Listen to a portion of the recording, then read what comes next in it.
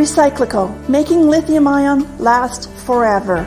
Recyclico's patented recycling process achieves up to 100% recovery of battery metals from lithium-ion batteries for electric vehicles, including cobalt, lithium, nickel, manganese, and aluminum. Recyclico Battery Materials Incorporated trades on the TSX Venture AMY, on the OTCQB AMYZF, and Frankfurt ID4.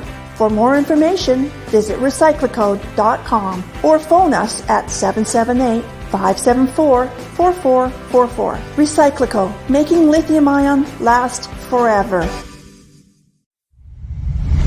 You're listening to HowStreet.com radio, available online at TalkDigitalNetwork.com. Welcome to HowStreet.com radio, the online source for market opinions. Here is Jim Goddard. My guest is Mark Leibovit, editor and publisher of the Leibovit VR newsletters, also known as VRTrader.com. He's speaking to us from Arizona. Welcome back to the show, Mark. Glad to be here, Jim. Thanks for having me. Do we have a special offer for our listeners? Yes, we do. And I also want to disclose that I am not a financial advisor, nor do I provide financial advice, but we do produce the VRTrader.com newsletters and have since the 1990s. In any event, the discount code, if you want to sign up, we're happy to offer you 50% off, and the code is 2022 half off. So go to VRTrader.com, and when you sign into one of the newsletters, use the promo code 2022 half off. As we speak, the Dow Jones, NASDAQ, and S&P 500 all up today. Some saying on the news from the U.S. government that the fourth quarter GDP went up 3.3% when they expected 2%. 3.3%, that sounds like a pretty good hike, Mark. Well, if you believe the numbers, then that's fine. I'm more skeptical about government numbers anyway. The street accepts them, reports them, and reacts on them. And, we don't know if that's really true or not. Inflation, my understanding and some of the research I've done, is not doing as well as the official reports are, and a lot of this is politically motivated.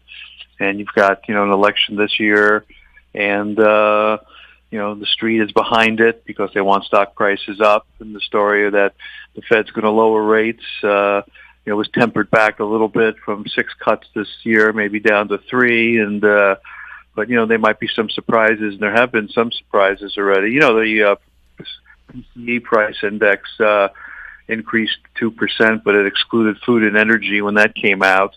So, that's sort of a false index. So, there's nothing so surprising here. We have, the market doing what it wants to do. We have the Magnificent Seven stocks, sort of running the market, though 2 of them, interestingly, Apple was down today, and big time Tesla dropped about 12% today because they came out with a story about production growth will be lower going forward. But for the most part, this rally that pushed the S&P to new highs was, motivated by the big seven stocks. So it's really been a continuation of the 2023 fourth quarter pattern. Yes, and if you took those top 7 stocks out of the stock market, what would the stock market look like? Well, much less of a gain for the year. I don't have those numbers in front of me, but it's I think it's versus 23%, it'd be down to 6 or 8%, something like that, if you didn't have the big names in there. So there've been a lot of stocks that haven't done well, but if you're in the index, and many people are invested in the ETFs like the S&P and so forth, they're grinning like the Cheshire cat. They're happy. They could care less, as long as their prices are up, how it got there, whether it was one stock or 7. Who cares? As long as they're making money. And the big mover, of course, is NVDA, which it's one of these incredible stories that they're the only producing AI beneficiary out there. The stock was up 2.5 during the day. That was up about 12 during the day to a new high of 627. The stock is up. It's more than tripled in the last 3 years. So it's something else. Not my cup of tea. I don't chase these things. If we had a 50 or 100 point correction in it, I would be interested. In fact, the big drop in Tesla today got everybody real excited, and all I hear on the financial media is short Tesla. Well, I got my buy order there, looking to buy this thing, and probably may do so tomorrow for a trade. Just frankly, I love when they kill the stocks and bad news. This is like buying wholesale, chasing stocks into new highs like NVIDIA. It's just not my cup of tea. But we'll see how that pans out. We're watching that one very carefully. But that was the story, more or less, today, and we go from there. Also, we're at the full moon, too. Today is the 25th. So are we going to get a little change of direction up here? Is this a sign of full moon fever? So we'll find out. Apparently, according to Bloomberg, U.S. Gasoline reserves fell at a record level last week. Is that because of the conflict in the Middle East, or just because the cold snap ended and people got back in their cars again and caught up on their shopping? Well, I'm watching it technically, and looked to me like the crude oil was bottoming here. And in fact, there's a 200-day moving average that I track among others, and it seems to be creeping above that here. So it might just be a bear bounce. If you're a bear on oil, I'm more of a bull, but technically it looks like it might have hit a little bottom here. So that might be related to what's going on in the Red Sea and around the world. We'll find out. North Korea is playing around with nukes out there. You don't know if they're going to have an accident and do something stupid. So at the moment, technically the crude oil looks like it's hit a little bit of a trading bottom, and maybe a bigger bottom. We'll just watch out. If it's going to rally, it may be related to some international news. We'll find out. But the big question with crude oil is, how much can it go up if there's a administration change here in the U.S. at the next election, opening up the spigots on production and possibly depressing prices at that point. So it depends if you're trading or taking a long-term view. I still think long-term the pressures to the upside, because there's worldwide demand, and we just don't know what a political income would do. And then we got big players out there like Russia that control a lot of the energy.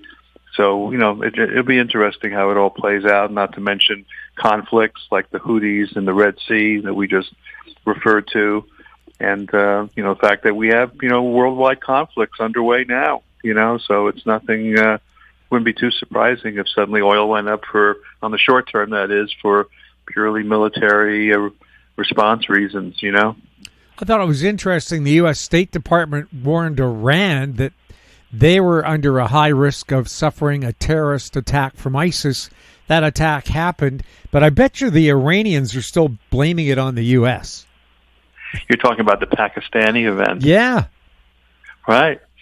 So, this is it. I mean, every time you say we're in a world war now, people keep thinking, well, this doesn't look like World War I or World War II. And yes, it probably is a bit different because of technology and everything else. But we really have a world war underway. I mean, you got to pick your spot: Pakistan, Iran, as you just mentioned. Houthis at the Red Sea.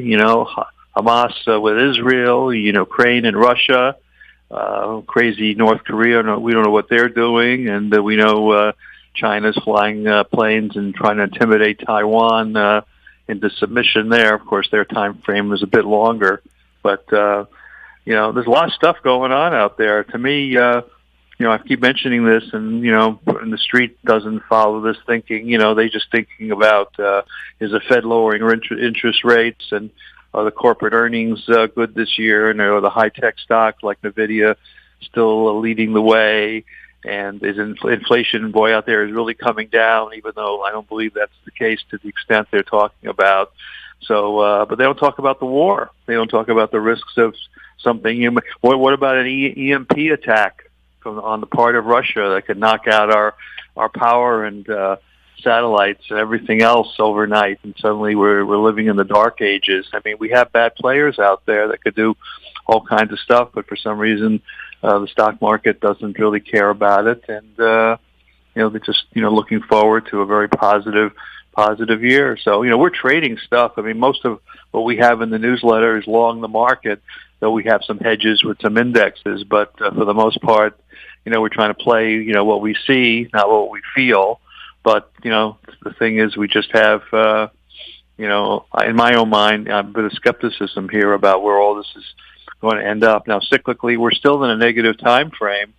And yes, we had the first few days of January down, Jim, and then, of course, we bounced back sharply. But the first quarter still could be choppy. We still have the vernal equinox in mid-March, and we have the Groundhog Day coming up, and I still feel, there's volatility around that little sucker. So, we got Jamie Dimon out there still cautious about the economy and the state of the world over the next 2 years. So there's a lot of stuff to weigh in terms of your strategy. If you're long-term and you got a 50-year time frame, who cares, I guess. If the market drops 20 or 30%, it tends to come back. But I don't think we're out of the woods here. I think we could be setting up a bull trap here into new highs out of the blue in the view of what else is going on in the world, and also based on some of our cycle work. So and it's also the year of the dragon in China. We've got the Chinese New Year, February 10th, coming up. And that should be an interesting time frame because, markets stop trading in China during that period of time. And it's interesting, too. I don't know if you read that China prohibited short selling of stocks just recently because stocks were going down. And they said, well, you can't short sell stocks anymore.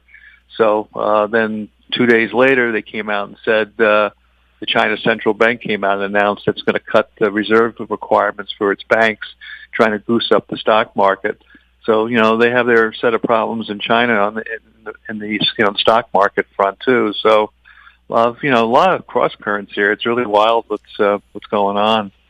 Can you imagine if there was a run on a Chinese bank and they've lowered their reserves? Right. We've already seen their two biggest real estate companies in trouble. Well, they're trying to stimulate it, and by cutting the amount of reserves the banks must maintain, they're trying to get the markets up and maybe help save that real estate fiasco that exists over there. So it's watching all these opportunities. You look at how depressed some of the Chinese stocks are, like Alibaba, and I guess was one of the bigger names. If they stimulate enough out there and they try to prevent short selling of stocks, they could try to really push the market up. Of course, this is not new for government to interfere in the markets. We've talked umpteen times about how Japan is actively involved in their markets, and we know the U.S. plunge protection team is actively involved, though nobody really wants to talk about it. Why? Because they can't prove the exact transactions are occurring, but it's there. So anyway, that's sort of what's happening right now. We'll see how the market trades here into today's full moon and the Groundhog Day from the cycle point of view. And I still feel we're going to see, a pullback here into March. So let's see, maybe even beyond that, maybe well beyond that. But let's take it a day at a time. The Chinese stock market is down to where it was 24 years ago. I think 2005. It's fallen to its level to where it was in 2005. And that's when China basically had just declared it was going to be a free enterprise society. Right. And, we're responsible for helping make all that happen over there for them. So, it's, I guess it comes back to bite you too, in terms of supporting a regime that ultimately could be your enemy. So it's really problematic. But anyway, I don't want to get into the politics of the whole thing. It changes year to year. If Trump gets back in and the Republicans back in, they're going to probably put more import restrictions on Chinese goods, and some of those, were removed with the Biden administration. So it's such a political manipulation. It's really, really crazy. But, the bottom line is, we have a war underway around the world, and it's really significant. I mean, we don't know what trigger could really explode into a much bigger how it could explode to a much bigger situation. But I think we're going to be the last to find out about it because we don't hear about all the air strikes the U.S. is making right away, in Syria or, in the Mideast or around Yemen and so forth. We hear sort of about in delay. Oh, by the way, U.S. Troops got attacked 80 times in the last 60 days. Any one of those events, remember the Gulf of Tonkin event back in the 1960s? I mean, just one event like that could have set off a world war. And now it's like, so they sink a ship. So what? It just, I don't know. It's a liberal mentality that's running to the governments. They just don't have any sense of history or the importance of these events. So, I don't know. It's mental illness ultimately because we do have people dying. We have extreme events, but the proper actions are not being taken, and we sort of brush it under the mat, like, oh, so what? So, a few American sailors got killed, so what? Or a couple ships got sunk, so what? Or we got attacked many places, but that's okay. You're allowed to do that. I mean, it's just mental illness across the board here. So I guess the bottom line is either the market must like it because the market's staying up or doesn't realize the significance of it, or suddenly it's going to hit them, slap them in the face the way a Pearl Harbor did. Something really dramatic happens that they can't ignore anymore.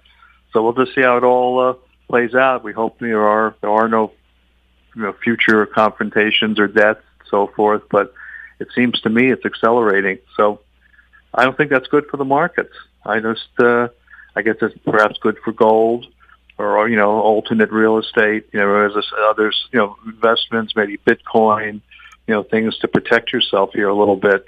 Maybe even auto auctions like what's going on. We talked about this off air, like here in Scottsdale, the big Barrett-Jackson auction going underway and all the money that's auctioned, raised with these car sales. I mean, these cars have been good investments for many of the collectors over the years. So that's a good alternate investment besides gold, real estate, and Bitcoin, I suppose. Real interesting opportunity. We'll have more with Mark Leibovit right after this. Don't miss out. Stay informed. Receive the HowStreet.com weekly recap with thought-provoking podcasts, radio, and articles delivered to your inbox. Sign up for the HowStreet.com weekly recap on our homepage at HowStreet.com. Welcome back. We're speaking with Mark Leibovit. Mark, what's going on with gold? It's trending sideways to lower. There's some technical numbers just under the 2000 level, like the 1985 level priced in U.S. dollars that you might see. My overall work is telling me that we're setting the stage for a huge move, maybe triggered by some external event.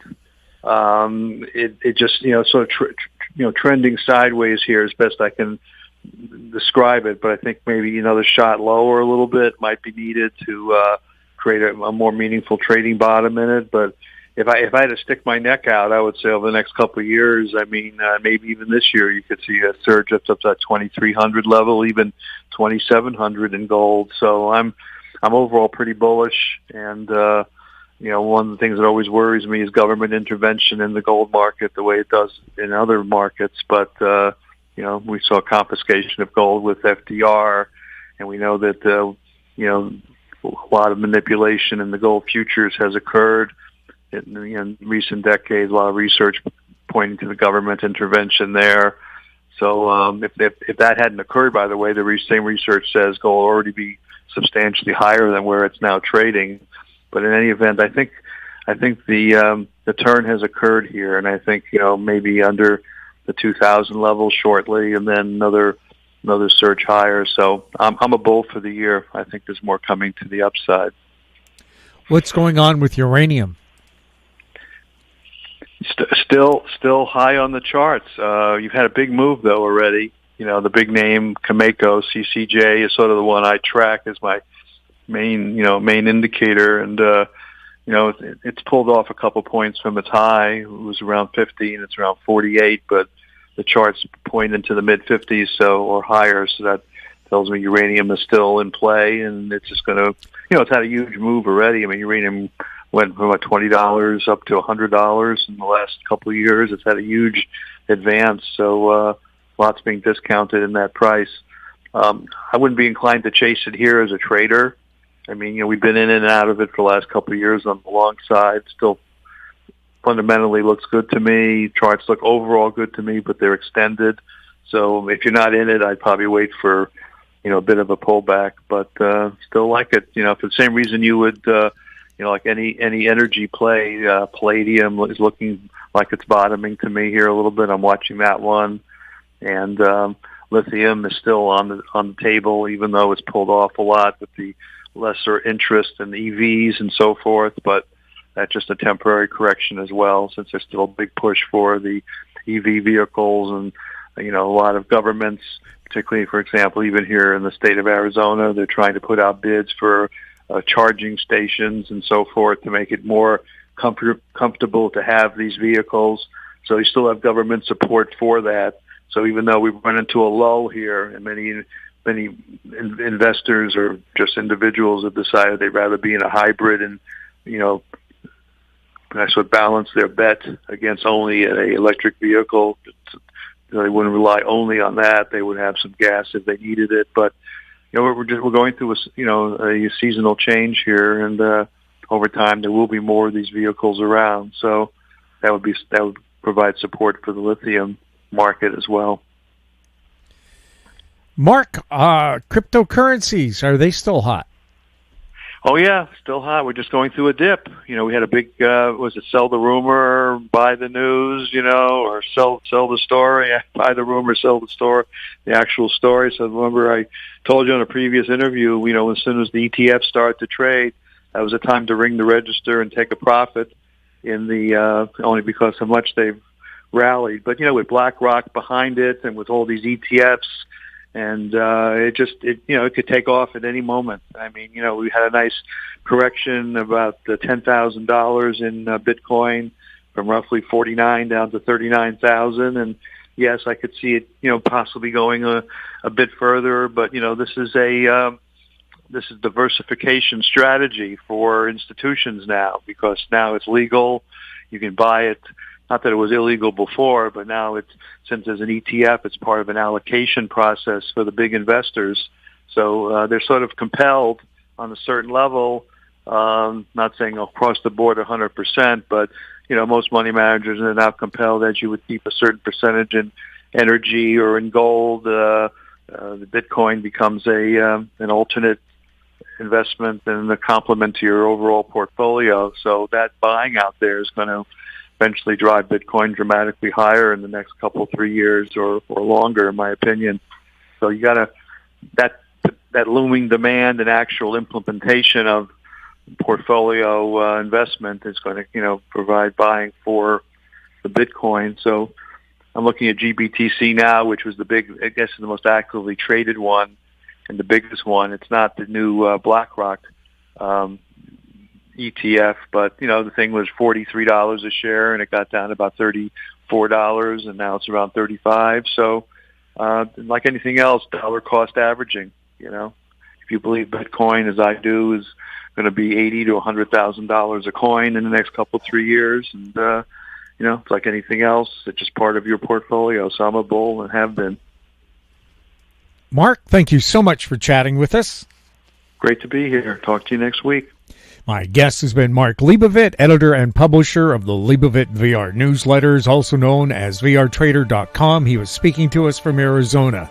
If you have any questions for Mark or for any of our guests, you can send them to info@HoweStreet.com. Find us on X @HoweStreet. Our YouTube channel is Talk Digital Network. We're also on Facebook. I'm Jim Goddard. Thank you for listening. Comments made on HoweStreet.com radio are an expression of opinion only and should not be construed in any matter whatsoever as recommendations to buy or sell any financial instrument at any time. Available online at TalkDigitalNetwork.com. HoweStreet.com radio is a production of HoweStreet Media Incorporated.